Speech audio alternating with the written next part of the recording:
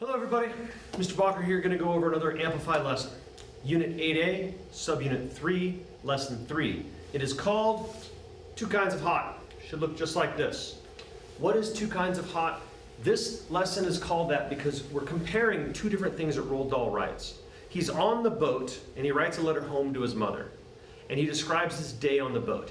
Then he also describes the day on the boat in his memoir. But these are to different audiences. Okay, one is his mother, and the other is to you. So let's go ahead and get right into it.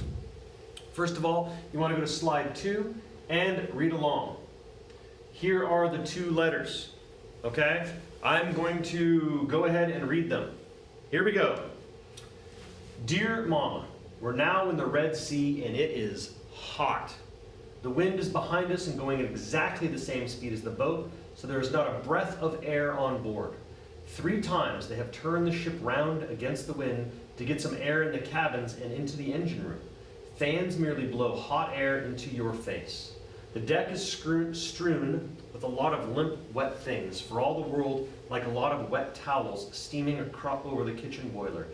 They just smoke cigarettes and shout, "Boy, another iced lager." I don't feel the heat much, probably because I'm thin. In fact, as soon as I finish this letter, I'm going off to have a vigorous game of deck tennis with another thin man, a government vet called Hammond. We play with our shirts off, throwing the quoit as hard as we can, and when we have to stop for fear of drowning our own sweat, we just jump into the swimming bath. Okay, that is the first one, and that is the one that he obviously writes to his mother, right? It started off, Dear Mama. Here's the second description, and this is the one from the memoirs. And I want you to notice the difference in this, okay? Dar es Salaam. The temperature in the shade was around 120 degrees on board the SS Mentola as she crept southwards down the Red Sea towards Port Sudan. The breeze was behind us and it blew at exactly the same speed as the ship.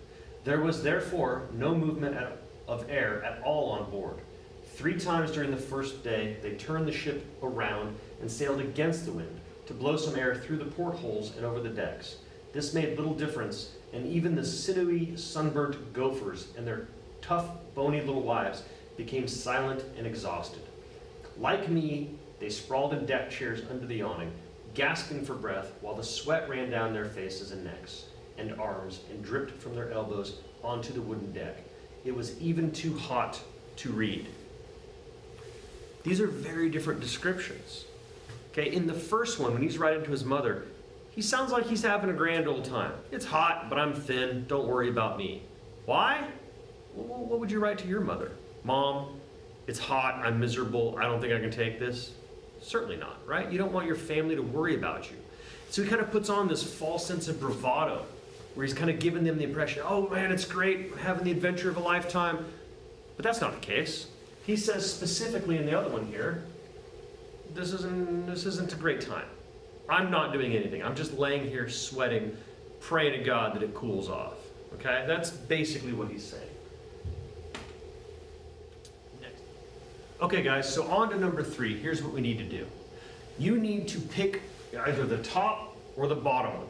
And you need to talk about today's weather. Whatever day it is that you're doing this, look outside, walk outside if you can, feel the weather, and then describe that weather.